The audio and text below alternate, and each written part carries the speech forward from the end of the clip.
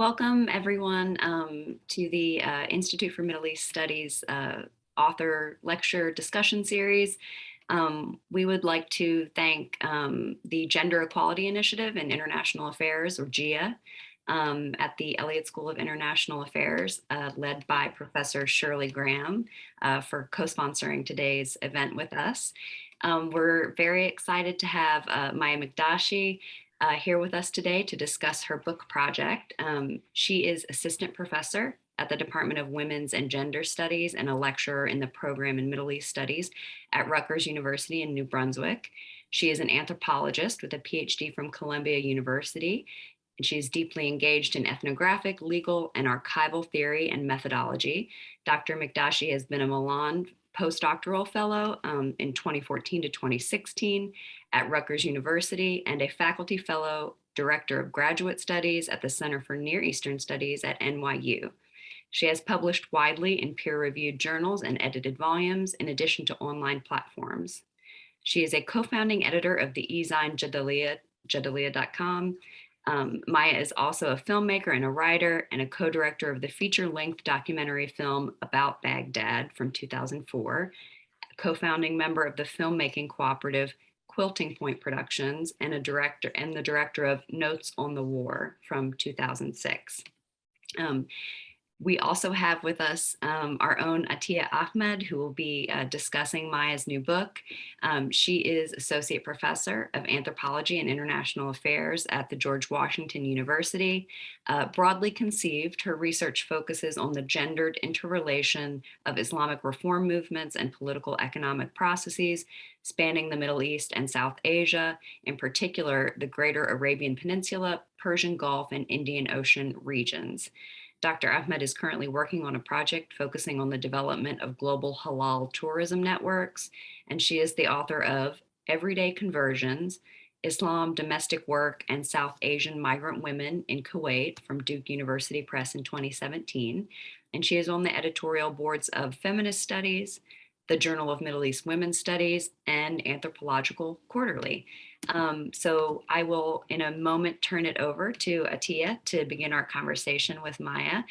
Thank you both so much. We've been trying to do this event for about 2 years now, so we're very excited that everyone's here and very excited to have the help of Shirley and her initiative in spreading publicity and getting the gender studies folks here with the Middle East studies folks, which will be very exciting. If anyone has a question that comes to mind during the discussion, go ahead and please put that in the chat. And after about 40 or 45 minutes of discussion between the author and Attiya, we will collect those questions and I will pose them to our guests. Thank you all very much for coming, and I'll turn it over to you, Attiya. Thank you, Shana. First, I want to acknowledge that we're on the traditional territory of the Nacotchtank, Anacostan, and Piscataway. Second, I'd like to thank the organizers, in particular Shana and Christian, for their work making this event possible. I'm going to keep my comments today purposely concise, as ultimately we are here to learn about Dr. Mikdashi's book. And we're so fortunate indeed to have her here to provide us with context and a sneak preview in anticipation of the book's coming release this coming June. And Dr. Mikdashi, can you remind us when your book is coming out? Oh, I think you're still muted. Yeah. Sorry to spring that on you. I think it's officially released 24th of May. So almost exactly a month. Yeah. Wonderful, thank you. And I just want to draw everyone's attention to the chat box where a link to the book is posted. So thank you, Dr. Mikdashi. So Professor Mikdashi's book, Sextarianism, is incisive and important. It is wide-ranging, both in terms of topics, examining as it does secular power, biopolitical power, sovereignty, citizenship, and a more expansive understanding of sex and sexuality and their interrelation. It's also wide-ranging in terms of the methodologies that it is predicated on, including but not limited to ethnographic research, feminist inquiry, and archival work. And in the best traditions of feminist ethnographic writing and experimentation, Professor Mikdashi does not artificially remove herself from her context of knowledge production, but situates herself firmly, yet artfully, often playfully, if I may add, and in so doing helps us appreciate the necessarily relational, embodied, and materiality of knowledge production. The writing is fluid, pervasive, and this is not an easy task given the multiple, contingent, processual, and overlapping issues and threads that run through the book. Though wide-ranging, there is a central intervention, sectarianism, that pushes us to consider our understanding, or I should say that pushes us to reconsider our understanding of politics in the Middle East, specifically the significance of sex and sect to statecraft and citizenship. And so that brings me to my first question to Professor Mikdashi. And just to alert the audience, I have prepared in advance 5 questions, 2 that I hope elicit a broad overview of the book, 2 that get to process and method, and the 5th and final question that starts to, I hope, elicit the broader impacts and stake of this important work. Okay, so my first question. Very short and to the point, Dr. Mikdashi. What is sextarianism?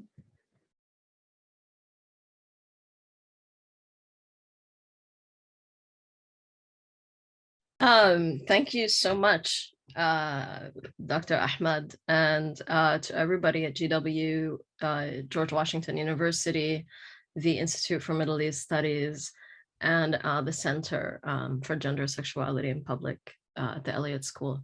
Also, I really want to thank Christian and Shayna, because it's really been years in the making, this event. So there's been a lot of emails.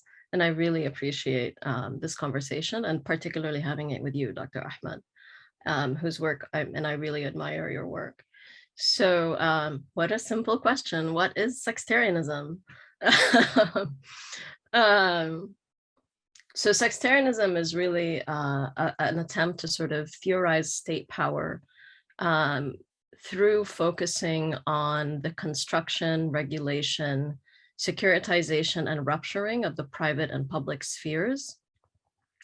So in one way, it's sort of how political difference and sexual difference are inextricable when it comes to state power. And here I'm thinking, you know, in a pretty glorified tradition of feminist political theory around this question of sexual difference and political difference. And what I'm trying to sort of bring forward in the conversation about through sectarianism is really a kind of way of reapproaching the question of political difference, not only in the Middle East, but out of a particular location, which is Lebanon, which is a highly, I think, interesting location to think about this connection because it's so hyper visible. That is not, and I mean the connection between political difference and sexual difference. And I'm trying to even sort of move the conversation or sort of think more broadly, as you were saying, about what sexual difference is in its relation to political difference and to questions of sovereignty and questions of the state. And sexual difference for me, and in the book, first of all, it's a vector of state power. It's a productive sort of disambiguation and regulation, and it's connected.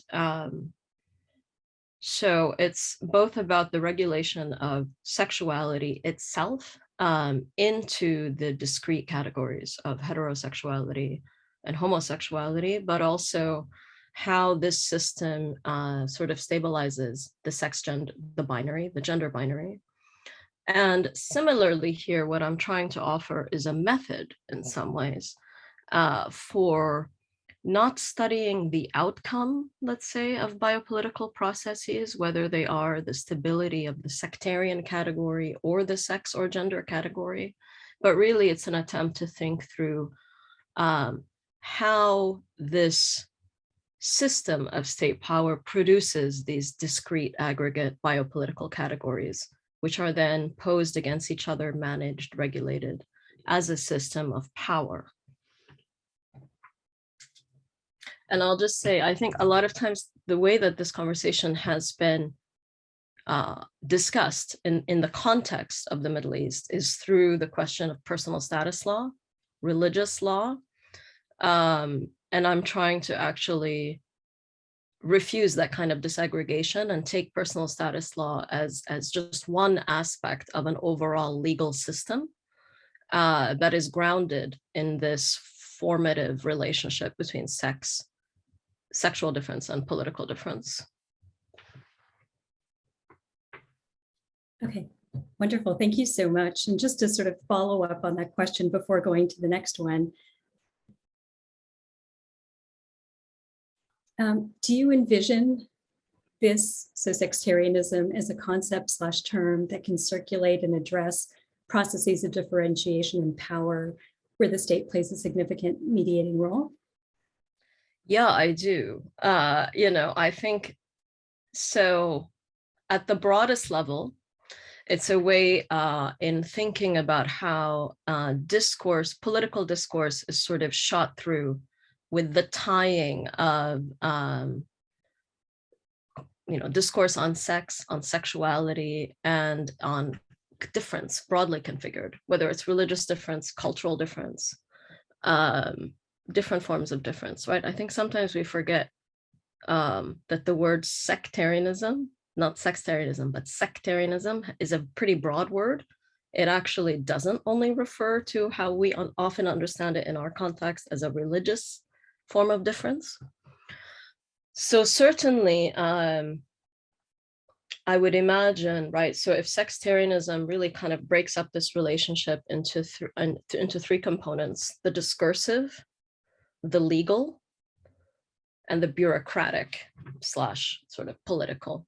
So the discursive would be at the level of political discourse, how the categories of sexual difference and political difference operate together, precisely through this reiteration of the transgression of the public-private sphere, legally through bodies of law and through court practices. And I ground my work in the highest court in Lebanon, and reading court cases through that court.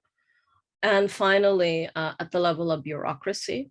So this is kind of how it travels, because Lebanon offers us the most hyper-visible way to understand this system. But if you think at each of these components, they obviously circulate broadly, and it's a broad form of political power. So you could think about the context of India and the Hindutva and the way that Muslim Indians are being kind of securitized and reformed, let's say, as a kind of difference and regulated as a kind of difference through discourses and practices that are grounded in sex and sexual difference, and particularly the regulation of heterosexuality and heteronormativity. So that context, right, would have the discursive, the legal, and some of the bureaucratic, because of course there's also a personal status system in India. You could move it to a context like Turkey, which doesn't have exactly the same legal or bureaucratic investment in these forms of difference, but does have a tying of religious discourse and political discourse around the question of sex and sexuality. So conversations about natality, pronatalist policies, or the regulation of the Queer Pride March, most recently in Istanbul, and its banning or its heightened securitization through discourses of public morality and a kind of authenticity, right? A cultural, religious authenticity and claim over space. And then you could sort of move around, right? I mean, certainly in the United States, you could think about how abortion is discussed and the political discourse about abortion is very much transgresses the religious and secular. I don't want to say, I don't think of them as separate necessarily, but is mired in that borderland between the religious and the secular. and is grounded in a question of sex. Similarly, the attack on trans people, insofar as the political discourse around it relies on a kind of notion of cultural, civilizational, religious discourse. So yeah, I do think that the concept can travel, partly because it's influenced by other like it came out of an engagement with feminist political theory that has been thinking about this question for a long time, and from a variety of different locations.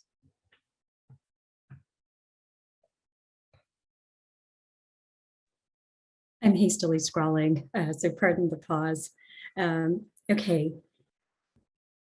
Yeah, and so that brings up maybe, again, before we go to the second question, maybe with reference to what you marked as, this engagement with broader political theorization undertaken by feminists, maybe through that vein or more broadly, so in whatever direction you want to take this in, how would you situate this work in terms of other scholarship, both resonant or dissonant? And another way that I thought of framing this is, if you were to put this book in conversation with 3 other scholars, living or not, in relation to perhaps a particular work of theirs, who would you love to be in dialogue with, whether there will be resonant or dissonant with yours?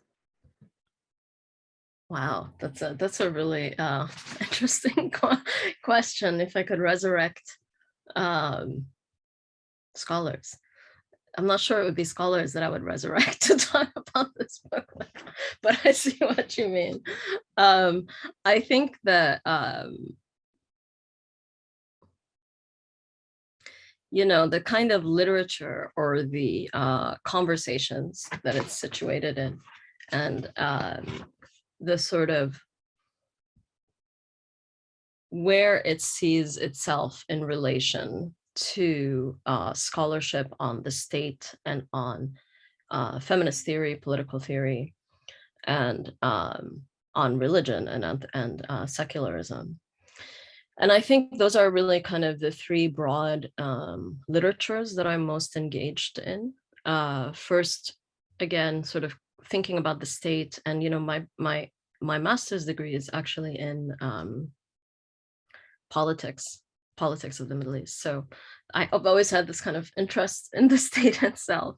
So I'm invested in both the literature on the state that comes out of a sort of more mainstream politics approach to the question of the state and the question of sovereignty, but also feminist revisions of that, sort of starting, I would guess, with rethinking the kind of social contract theory. And here I'm referencing the work of Carol Pateman, but certainly,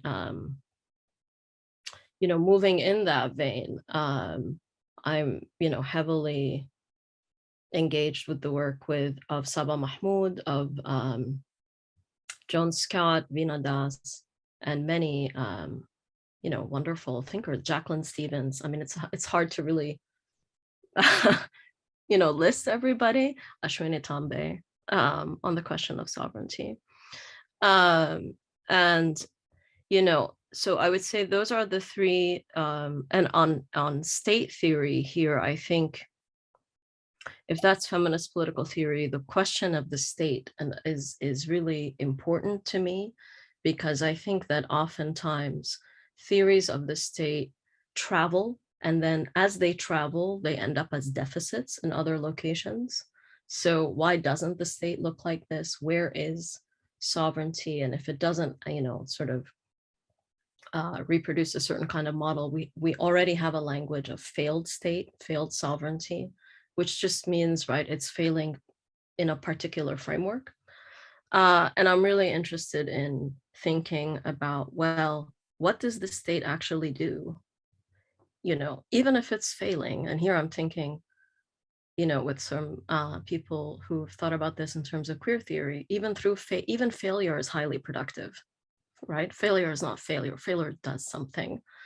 And I don't use the language of failure, but I'm trying to point to ways of thinking about state power that are not grounded in a normative understanding of the relationship between the different apparatus of the state, the disciplinary, the biopolitical, and the regulatory. And when it comes to secularism and religion, I think part of, this was something that was surprising to me in my research. When I started my research, I was really just interested in religious conversion. That was going to be my dissertation. And it was going to be very much grounded in religious conversion and the conversation that was ascendant at that time in anthropology around religion and secularism. And like epistemic thought around that question. And then as I started to do my research, I sort of was surprised by the hypervisibility of sexual difference and the sort of realization that when people were converting, they were converting into different sexed positions, oftentimes purposely to make use of different legal bodies. So it quickly, I understood that the conversation on secularism and on religion needed to be grounded or addressed in this question of sexual difference and political difference, but also not to take seriously kind of both sides of this. So a lot of work has been done on the regulation and the sort of how secularism organizes religion in public space, and how that's kind of the role of secularism to organize political space and to put limits onto the space of religion and to regulate religion. And a lot of scholarship has focused that aspect on the sort of question of gender and sex in that regulation of religion. And then you have sort of, John Scott, who's suggesting that secularism is as highly invested in the regulation of sexual difference. And if anything, that's something that transgresses what we think of as separate entities. So I really tried to bring those two things together here to think about the system itself, and both as a holistic one and one in which the, if anything, the hypervisibility of religious difference in Lebanon presents an opportunity to actually think about opacity, the inability to, or to put it simply, that religion is often banal, right? Because it's so hypervisible. It's just a sort of governmental biopolitical category. And I wanted to recast that conversation in a language about a political language rather than the way it's often talked about. So I would say, and then there's the three. So, if those are the fields, the disciplines are different, but I think, and they are anthropology, history and politics, and gender studies itself. And I think, the book tries to speak to those three disciplines and tries to make the case that these disciplines should be speaking to each other, more importantly. Okay, so that maybe is a nice segue into my next question, but before I get to there, I just want to flag the question of opacity with respect to conversion, that I really appreciated your discussion about that. I hope that, in a sidebar conversation, maybe later at another venue, we could talk more about that.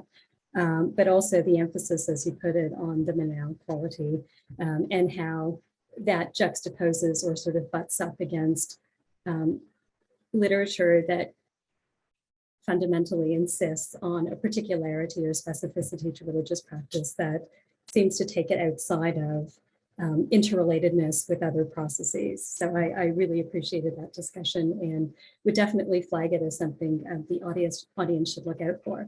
But let me get to the next question. So now I'm moving actually into the process and methods in the interest of time. So when I engaged and read your book, I read it as part of a broader wave of feminist and ethnographic scholarship that emphasizes the processual, the contingent, the multidimensional, the co-constitutive / intersectional nature of sociopolitical processes in our contemporary world. And so I was curious how you navigated the challenges of writing attuned to this, this rather, textured, complex realm that you so beautifully document and discuss.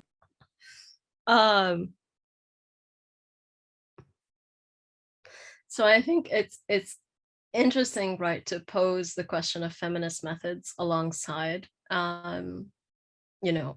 conversations that we usually have around discipline. Like, we usually think of methods as being hyperdisciplinary, so archival, ethnographic, sort of discursive. And so I appreciate this question a lot. Yeah, I think it is really influenced by a strain of and a certain commitment to complexity and to messiness in some ways. Like, there doesn't have to be this ultimate,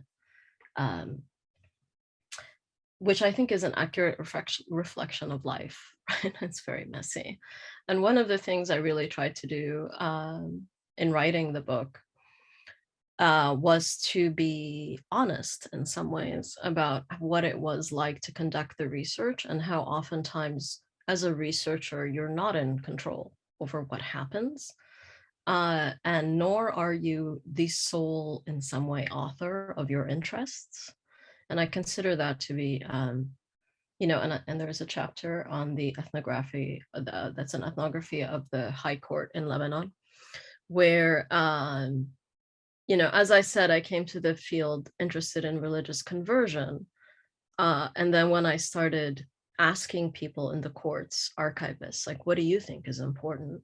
And they would show me things that they thought were important that I never would have asked for, right? Had I not asked just that open question, what do you think? What do you think I should read? Let me know. And that kind of led to thinking about sectarianism. So in some ways, there is a shared project of knowledge production that I think is a feminist method in some way, and an acknowledgement of the multiplicity of authorship. And the other way to do that is, like you alluded to in the beginning, there is a commitment to, being present in the text, but also not only being present, but showing what difference that presence makes. So it's not like, oh, this is who I am, and here's my positionality, and that's the end of it, right? It's actually kind of showing that in that ethnographic space of interaction, it's really productive of our thinking and writing as academics. And so part of that is also, showing when people were making fun of me, or like, come on, Maya, like, whatever, And I think that's an important moment to say, and that sort of was specifically in conversation with an activist. And here, what she was saying to me is like, come on, Maya, like, we know all these academic debates and what academics come and tell us. Haven't you thought about this? We thought about it all, and we're still making a choice. And I think that was an important thing to show, right? Because it's also about power in the field, and kind of humility.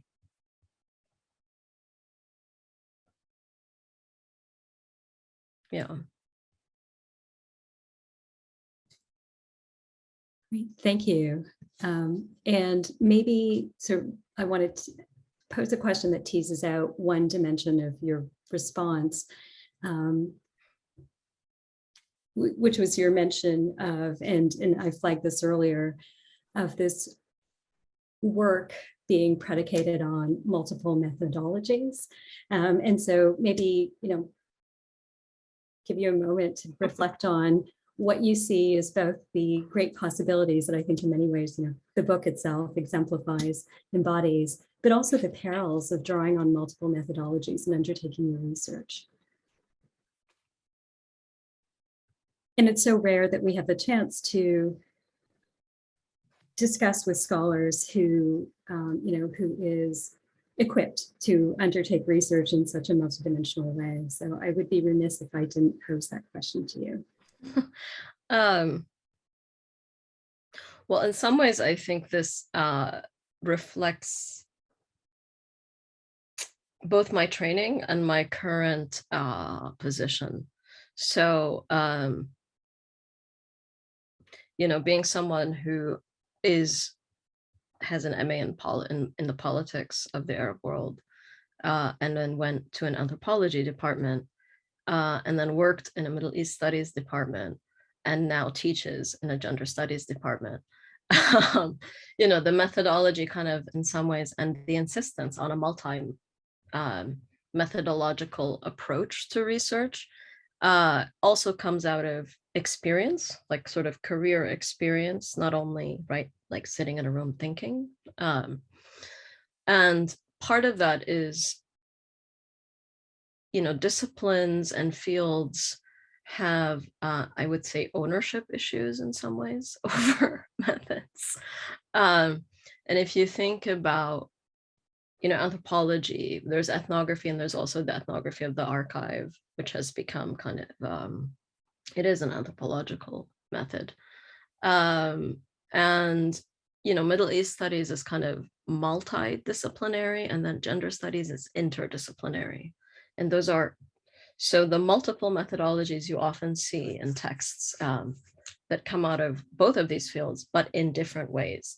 So I try to use different methodologies, but with a commitment to an intersectional approach to these, using these different methodologies in a way that's effervescent and speaks to each other and kind of constructs a conversation that's also about the politics of knowledge production and the stakes of methods, right? That's the methods we choose really have theoretical and political stakes in many ways. So my approach was ethnographic, was archival, and was relational, sort of deeply relational, but also included things like attending classes at the law school, because I didn't know anything about, you know, I'm not a lawyer, I'm not trained as a lawyer. So it was also learning, you know, method was also learning. And I like how you said it can be perilous. It can be perilous. But in some ways, I found it necessary because I was interested in like the system itself. And to understand a system and to elaborate on a political theory, you know, we all know that theory is not the same as practice. And what is on paper, right? And even like in legal anthropology, there's this understanding of like paper law and lived law, right? So here's what's on paper, but here's how people live this space of law. And so specifically because my work really dealt with a lot of court documents, I learned this from someone on my, one of my mentors in grad school, Brinkley Messick, sort of the method of reading with people, learning with people. So doing things like discussing archival research with interlocutors ethnographically, and going across, moving across, and seeing how these different registers completed a stick picture, but also showed the contradictory elements of systems and the necessary contradictions that exist in state power. So I would think it would be perilous to do a project like this and rely on one method, actually. Yeah, that's what I think. Perilous and likely impossible, I imagine, with the kind of richness and also the texture that's necessary. And, you know, here, I, again, would love to have a sidebar conversation, but I was also, you know, thinking about the archival with respect to my first project and just the necessary impossibility of it. And just, you know, and as your book beautifully outlines the possibility that comes with having archives that you can be directed to and learn alongside your interlocutors with. So again, an element to sort of flag to the audience. Yeah, I just like, because I wanted to just add something. I think part of the necessary element is because the archive that I work with was burned. It was burned in a fire during the Civil War. So it's both present and absent, and its absence is very present in the jurisprudence of the country. So in some ways, it was this kind of, even if you wanted to do archival research, you have to reckon with the question of loss and non-presence and violence. And you have to, and if you want to, so what I'm trying to say is that I think in some ways I was also ended up having to employ this kind of methodological approach because the actual sources were themselves multidisciplinary, multi-sided, and multi-methodological, right? Like a legal document is not only a legal document if it's been lost and people have to reconstruct it through something like memory or social space. Great, thank you. So I am seeing in the chat that some questions are starting to roll in, but maybe I will, before turning to the chat, I will ask my last question, if that's okay. Yeah, all right. And this question gets maybe to the broader impacts and the stakes of this project. The book begins and it ends, so it's bookended with discussions of protests that you attended that took place in Iraq in 2003 and then in 2020 in Lebanon. So protests that indexed your layered and incisive analysis of Lebanese state-making and its significance as we consider the current state of Lebanon. So I wanted to invite you to discuss a bit why you focus our attention on protests and uprisings here, and what does this help us apprehend and appreciate related to the broader project of sectarianism? Well, the book starts in Iraq, and there is a kind of purposeful displacement that I wanted to make. First of all, again, to sort of be honest about, my intellectual journey to this project, but also because I think there's a really unfortunate way that exceptionalism operates in our different locations.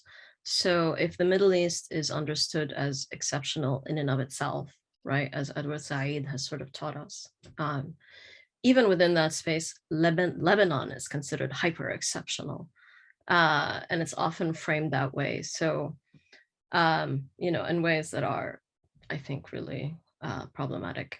So part of that was purposely to start in Iraq to say, look, there is a much larger story here. And actually, I got to Lebanon through Iraq as an intellectual project. And secondly, that I wanted to also be honest about the personal stakes of this work for me, in terms of, the last 20 years of history in the Middle East and how that's had a sort of, I don't think that academic or intellectual work, I think it has to be framed in around those stakes, the historical, political, social stakes of since the invasion of Iraq, basically in 2003. And when it comes to protests, the reason why the book sort of begins and ends, and there's also a chapter on a social movement that began 10 years ago, 10 years before the protests in Lebanon, is because I think in some way what I'm trying to say is actually sectarianism is everywhere in our discourse. We just don't name it as such. So much of the uprising and the protest movement in Lebanon really sort of tied, again, questions of sexual and political difference in calls for change, but also in descriptions of the political system. So it was everywhere, but it was unnamed as such. And the other reason is because so much of the uprising was actually very resonant and was thinking about state institutions very, very seriously and really centered on the question of the state and the question of the judiciary as ancillary to the question of the state. So there was also kind of a practical symmetry here of interest or constellation of interests. And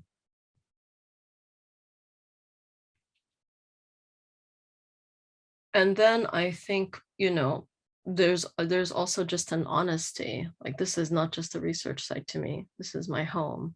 These are debates and conversations and protests that I was at as a protester, not as anything else, right? So I think it's also a way to be honest again about who we are and how it affects the work we do and the timbre or the tenor of the work we do. And then finally, I think there's been a lot of interest in the way that we've talked about this period of history since, quote unquote, the Arab Spring, which I don't, Arab uprisings, whatever, right? The last, this period of contemporary history and politics. We emphasize, a lot of the discourse emphasizes the failures. So it's like the event and then the failure. And part of what I wanted to reproduce is actually the reiteration of these protests. They keep happening, right? They keep happening, and they keep happening in ways that are incredibly powerful and can teach us a lot actually about the necessity of seeking political change, but also the pitfalls of it. So it's not, you know, the reason why Iraq plays a big role in my mind and in my heart, not only is in my work, but also because the stakes of the question of sovereignty and of the failed state in Iraq, that is not a neutral debate. It has serious geopolitical implications that affect the lives of millions of people.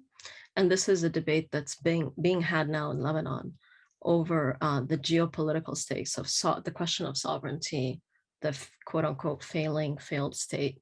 And it's a way to kind of reframe this conversation as a global geopolitical question about intervention, sovereignty, and the relationship between different political bodies. I don't know if that's... Great, thank you. So Shana, just point of, will you be facilitating the Q&A or should I be doing it? Yes, I can do that. Okay, thank you. I'm monitoring the chat. So just want to double check. Yes, we have one question so far. So folks, please put your questions in the chat and I'll read them aloud to our guests. Thank you both so much. Great questions, Attiya, and thank you so much, Maya, for sharing your book with us. The first question that we have is from Dima Abisab. She says, thank you so much for this wonderful talk, Maya. I want to ask about your approach to and understanding of sovereignty. I am curious about how you see this work reshaping and or engaging with theorizations of sovereignty in relation to the state, sex, and governmentality more broadly. Thanks, Dima, for this question. I know it's, you know, we're having a book event like a month before the book is released. So I know, you know, this is a conversation that is particular in some ways. So I would say that, you know, how I am trying to think about sovereignty is in two ways. And there's two parts of the book where I really go into this conversation on sovereignty and propose a different angle to the sovereignty debate. The first being, again, through an emphasis on the High Court and its role and its sovereignty over the personal status system when it comes to religious conversion. which is one of the ways that this high court, and one of the times that this high court intervenes and sort of produces itself as the sovereign over an integrated legal system that includes religious and civil personal status courts and criminal law and constitutional law and all of these different bodies of law. So the first is kind of more of a traditional, let's say, thinking about sovereignty as in its relationship to jurisdiction, in its relationship to the management of legal conflict, and to the law of the land, right? The actual legal structure of the land. And then the second aspect of sovereignty that I try to fill in and gesture towards is in the last chapter of the book. And I call it the epidermal state. And it's an attempt to think through if precisely the question of the weak state, strong state, and sovereignty was very animating in the uprising in Lebanon, in the protests that began in 2019, and the desire for a stronger state, the desire for a kind of sovereign state. I take that desire seriously. And then I ask, what does the question sound like actually when it's heard from the site of vulnerability and of vulnerable groups? And, if you ground the experience of sovereignty and of state power in the experience of people who are part of the LGBTQ community, or women broadly configured in horrible women and women's sexuality, specifically, question of sexuality for women, drug users, people who are incarcerated. Actually, the state is very sovereign and it's very violent. And it's very much in control over these vectors of violence. So the epidermal state is really an attempt to think about sovereignty through its intensification points and the experience of its violence on behalf of vulnerable groups. And it's an attempt to, right, like oftentimes we think of sovereignty and we think of violence in a very specific way. And feminist theorists have really helped us rethink what is violence in a political system. What is political violence? What is sovereign violence? And I try to take those sort of threads of conversation of sovereignty and think about them in the context, specifically in this chapter around Hyman exams. And I don't want to give too much away, but violence internally directed, right? So let's say, sure, Lebanon doesn't have sovereignty in the traditional way of the decision over war, right? Who can make the decision to wage war? Does that mean it's not sovereign? Absolutely not. It doesn't. It just means that actually we have to be a little more interesting in our own thinking. That's what I'm trying to say. Thank you. That's very enlightening. I don't see another question in the chat, but I have one, so I'll toss that out there.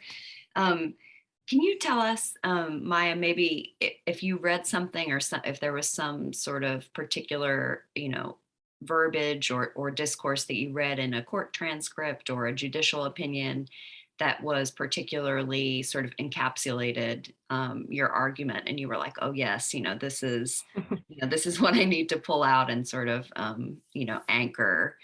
use to anchor this? Or was there anything that maybe was really surprising to you when you read it in the archive, or was it all what you expected it to be, sort of? No. It was not what I expected at all. And part of this is, resonant with the previous conversation we had about methods, because you also only research what you can research, right? About the spaces you're let into and under the conditions that you're let into those spaces. So my work in some way comes out of, because I was interested in religious conversion, what I imagined I would do was go to different personal status courts and actually try to trace a case as it moved across these different legal systems. And I couldn't, I wasn't. And I couldn't, because of my positionality, because of who I am in Lebanon, my religious sectarian position. So the High Court was an opportunity to really, again, see this court system in motion, but through the vantage point of the, like the equivalent of, let's say, the Supreme Court. It's the Cassation Court, right, in Lebanon, which gives you all those archival documents across the legal system, but not the texture, right? Not the ethnographic experience. And one of the things that, I quickly learned was, again, the centrality of sexual difference to sectarian difference in Lebanon, very specifically, that it's actually, and then that was surprising to me, because I was thinking, the more then I picked up on this thread and did research, it was surprising to me that it's so obvious, but it hasn't actually been taken up, right? In our work on sectarianism. So I was interested in the exclusion. Like, how is it that something that is so empirically obvious is theoretically obviated, right? Or theoretically made obscure. And part of that, and this is a case that I was really taken with, and I didn't know what to do with in the book. Like, it was in all different parts of the book before it ended up as the introduction. It's somewhere here on my desk, if I can clear it and find it, but it's a court case that concerns the 1932 census in Lebanon, which is the only census ever done in Lebanon. And based on this census, the political system was set up, and power sharing between religious groups was set up. And it's a case that spans 100 years of evidence, and it has evidence from Ottoman, French, and both First and Second Republic Lebanon. So it's 100 years of evidence. And it really kind of demonstrates the High Court of Lebanon having serious doubts about the methodological veracity of the census and the truth of it, or whatever the plurality of truths that it produced. And here I was really taken, and of course, what it's actually about is a inheritance case. It's actually a case about inheritance and whether or not this person is the quote unquote legitimate son of this woman who died, and who was somebody who did answer the census, right? Was alive in 1932, and who announced herself as single in the census, which is why when she dies, his legitimacy is put into question. And it really crystallized for me the heaviness of the political debate around the census, and even how we think in terms of post-colonial theory about censuses, the work that censuses do in the formation of states when it comes to state formation and surveillance, and the pure bureaucratic transition between colonial and post-colonial periods, that actually sexual difference is everywhere, that actually this entire thing was about this woman who was in a bad marriage and wanted to leave her marriage. So she said she was single when she wasn't, because she didn't have the money to get a divorce. And then again, 45 years later, they're at the High Court because of this thing that she said in 1932. And the case is, I don't want to give too much weight, but it's about lying. It's about lying, truth, and veracity. And one of the things that I did learn through it was that law is not necessarily interested in truth. It's not a place to look for truth. It's a place to look for persuasive narratives. And in that way, it's very actually similar to academic writing. We think of persuasive arguments.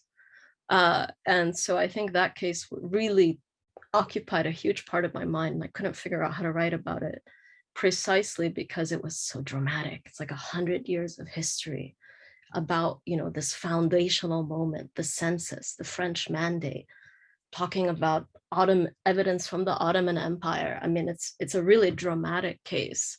But if you boil it down to its essence, it's a woman in a bad marriage, doesn't have the money to get divorced, wants to leave. And that's it.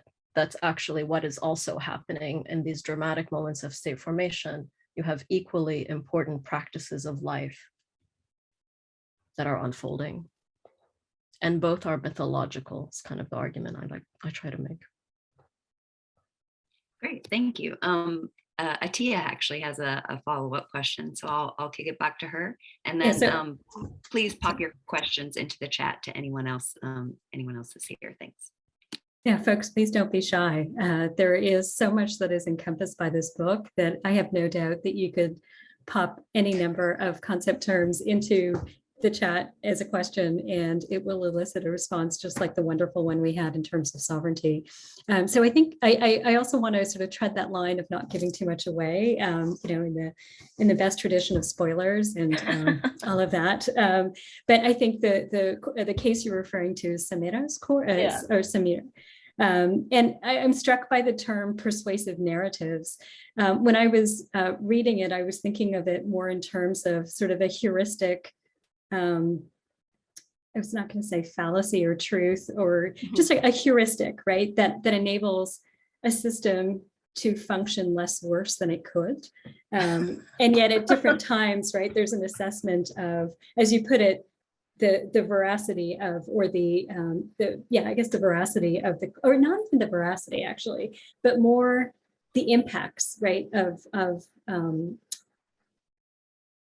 determining the veracity, I should say. And it reminded me of, sort of the classic neoliberal assumption about how broader economies function, right? That it's predicated on these assumptions that are absolutely heuristic, right? And could be very easily proved as fallacious. And yet, right, our economic policy is predicated on this. And so,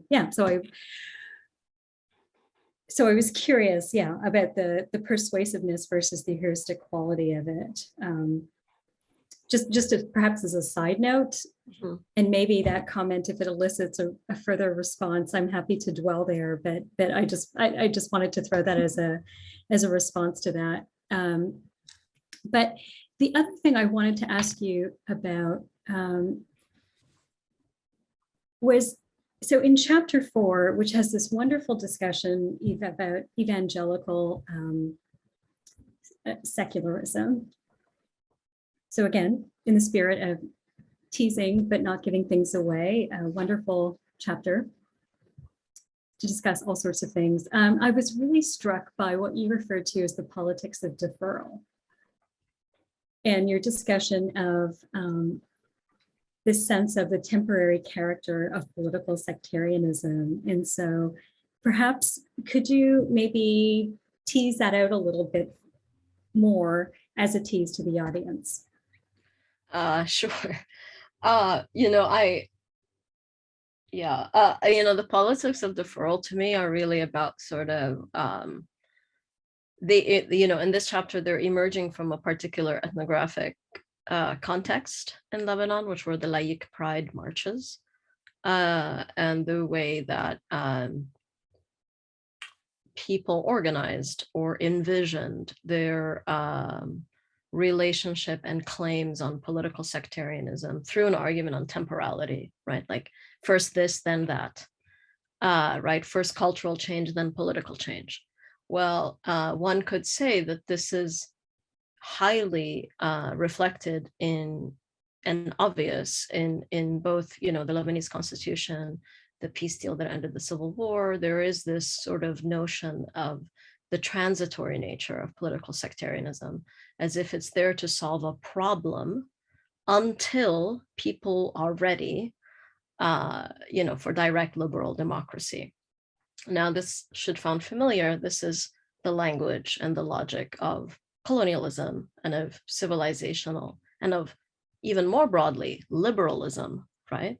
So it's really also an attempt to take have it be conversant and reflective of a kind of political discourse in Lebanon, but also showing how it's emergent and constitutive of a larger way of understanding liberalism through deferral, through a politics of deferral, where, you know, we are constantly arriving. We are constantly arriving. We've never arrived. And then that arrival is the space of regulation in some ways, right? So the projection into the future arrival at a better self is exactly the space of regulation, of discipline. Because if we ever arrive, what's the point, right? Once we arrive, what's the point? Then the project disappears. We can never arrive. We are constantly in arrival. And I do see that refracted in this conversation about political sectarianism in Lebanon. And also, I think what that deferral does is it projects the nation state into the future, right? It's also a way of like securing the futurity of the nation state and its reformatory project. So I don't actually think, you know, it's sort of grounded in this ethnographic and analysis of the political structure of Lebanon, but it's very indicative also of a kind of colonialism, you know, particularly in the mandate stages in the Middle East. You can see it in Palestine, you see it in Iraq, you see it in Syria. But also that itself is emergent from a tension in liberalism, in liberal political theory, and in liberal politics. And, you know, let's not confuse those things, but yeah. Thank you. We have another question, not this time from Shirley, from Gia. Thank you so much. She asks, thank you for sharing what surprised you in relation to legal documents and the census. Earlier, you mentioned that when you were working with archivists and activists, that you would ask them what they thought was important, what mattered.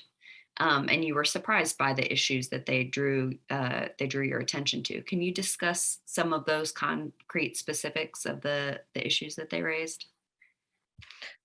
Yeah, I mean, I think the most surprising thing to me was the fire itself, which they kept talking about.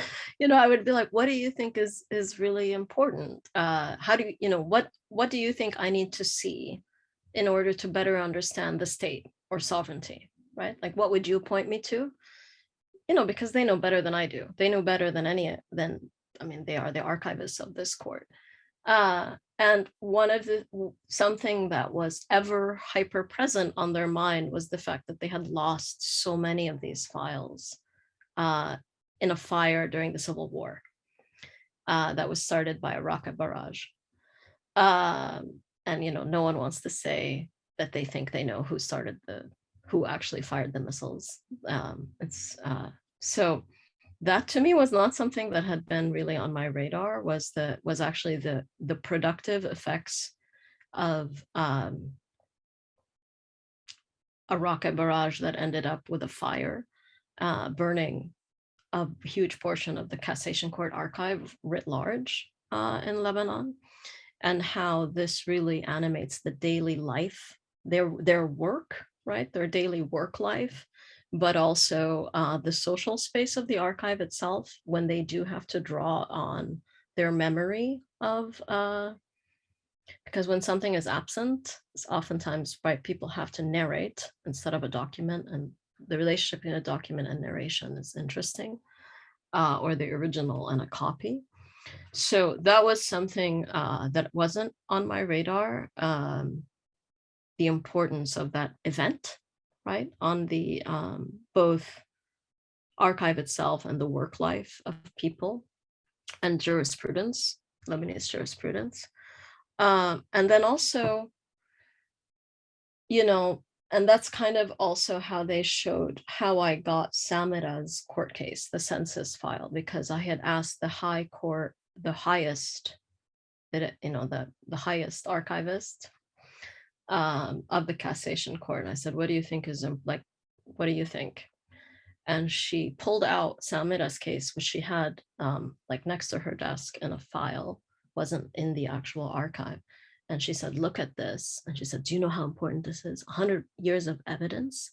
And the cover is totally burnt, right? And the cover of the case is really marred. And she was like, do you know what a tragedy, like imagine something like this, right? Being burnt to a crisp. And that's how I saw the case of Samara, right? Was through this, when she was actually trying to tell me like the stakes of this having burned. What if this had burned, right? What if this was gone? That was kind of the way I found out about this case. Another sort of really interesting moment, Gia, was about the archivist telling me about her own case, like her family's case in the archive. And she was like, oh, you want to see something really interesting, or you want to see something really funny? Like, here's my case. Look what we argued. And of course we won because I know the language, because I'm the archivist, right? I know how to make a persuasive argument to the courts.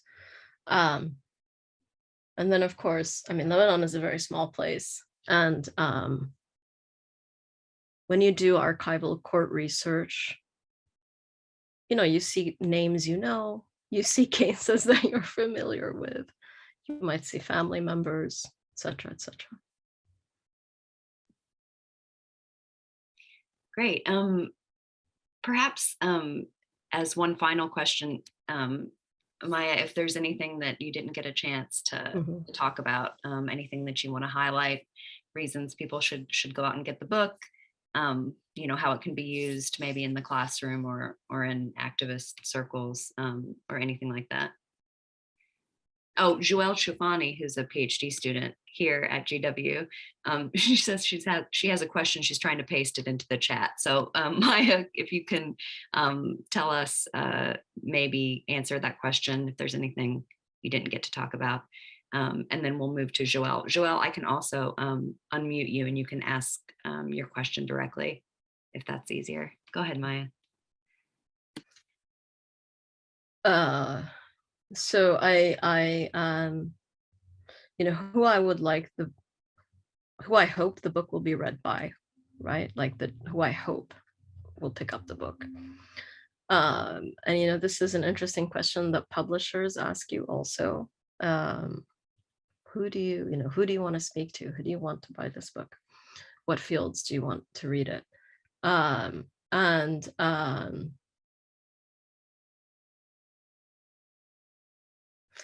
The fields that I kind of discussed, that I mentioned, so like my home field, anthropology, and particularly people who are interested, anthropologists of the state, anthropologists of law, anthropologists of secularism, and anthropologists of social movements. And I think here, in terms of that body of literature, I'm trying to bring a little bit of sort of queer theory, feminist theory into that conversation on secularism and religion, anthropology of religion, anthropology of secularism, and to really destabilize what I see as sometimes normative understandings of gender in that literature. And in the body of work on people who might be interested in the state more broadly, or state power, across different fields. So anthropology, gender studies, Middle East studies, history. I see there is a question here. Yeah, that's Joelle's question. It's very long, so I see why she needed to paste it into the chat. I can read it to you, Maya, if that's easier. I'll read it also for the audience. She says, I'm still thinking through my question, so apologies if it's unclear. Maya, your work very productively explains how state power relies on the production of political difference and sexual difference. People have to live with these productions and categories of distinction and difference in unequal ways. Your work also shows that these categories of difference do not always map onto how people identify themselves and others. I'm thinking about your work on religious conversion. People also do not confine themselves to these categories and their associated social worlds. How does sectarianism, as a framework for understanding the production of difference, allow us to both recognize and bridge people's experiences across these distinctions? Another way to frame this is, how do you see the framework of sectarianism? Sorry, it's hard to get used to. The framework of sectarianism as one that can help move us closer towards undoing political sectarianism. And to be clear, she says, as someone who is invested in Lebanon, I see many contributions of your book, and she'd like to hear your thoughts. Mm-hmm. Thanks, Joanne. This is a really helpful question. I appreciate it. And I too am invested in thinking about this question. So I would say, like you mentioned the chapter on conversion where this comes up. There's someone whose story I really love in that chapter, who's this woman who I'm calling Zahra in the book, who converts to Christianity. She's a Sunni Muslim, married to a Shia Muslim. Again, there's a divorce and custody issue. So she converts to Greek Orthodox Christianity, and then back to Sunni Islam at the height of the Civil War, and like all within a month, I think it was, like she does like 2 or 3 bureaucratic conversions within the space of a month. And the reason why I like this story a lot is it really gets at, I think, once you do start to frame it as sectarianism, you see the multiple ways that people do manage questions of difference, and the importance of sexual difference in how people actually manage their lives in the system of political sectarianism and of sectarianism more broadly. And you also see that if you actually focus on this area of daily life and how people live and sort their problems, you see things like what she said to me was, when I said to her, like, I don't understand, like, how you converted to Christianity and back and this, and like, what did it mean to you? And she said, it's nothing, Christianity was nothing but a piece of paper. When I was done with it, I threw it away. That's what Christianity was to me. That was conversion. That's what it was to me. And I think that if you were to see this in a sort of normative way, you would say, oh, like there's this sectarian civil war, and here's this person who's a Muslim converting to Christianity. Oh no, right? And you start to see things like apostasy in your mind, and you start to see all these sort of really grave, or you take it as a very grave, meaningful thing. And it is incredibly meaningful for this person, but it's meaningful because she wants to get a divorce and she wants to make sure that she has custody over her children, right? That's where the meaning for this person is. And I hope that in expanding the focus of where we look to think about questions of religion, sectarianism, politics, histories of violence, and notions of change, that by expanding the aperture of where we look for that evidence, first of all, we're going to have very different narratives emerge. But also it's to say that, very simply, you cannot end political sectarianism without paying attention to sexual difference. It just wouldn't work. And it wouldn't work because, again, and here's where I go back to how obvious this is.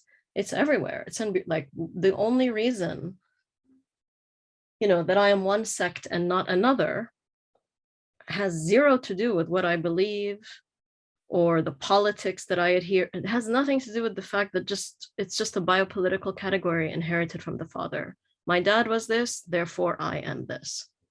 That's it.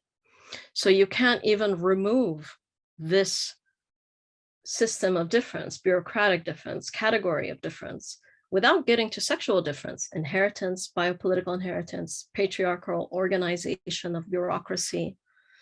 And here again, I'll just say, this is not something that's specific to Lebanon. In the United States, family law over the last 20, 30 years has been, this is actually the time frame in which questions of guardianship, what's it called? Anyway, where a lot of the entanglement of the patrilineal biopolitics of family law is still ongoing, right? As a debate and as a legal feminist practice in the United States. So absolutely, I hope that the framework of sectarianism allows us to reapproach the question of changing the political system, if only because if people remove political sectarianism without addressing sexual difference, you're kind of removing the symptom, but not the phenomena that produces that, which is sexual difference. Wonderful note to end on, I think, certainly. Thank you, everyone, for coming. Thank you so much, Maya, for sharing your new book, your upcoming book with us. We're very happy to have had you. This also, thank you so much, Attiya, for your very generous and thoughtful questions. In the chat, you will find the website where the recording of this video will be available after we've edited out any pauses and stuff like that. You can register for upcoming events with us. Also, the link is there. And then also the link to buy the book. So we hope you will use it in your class. Great Mother's Day gift, maybe. And thanks everyone so much. Thanks everyone so much for coming. And we'll see you all soon.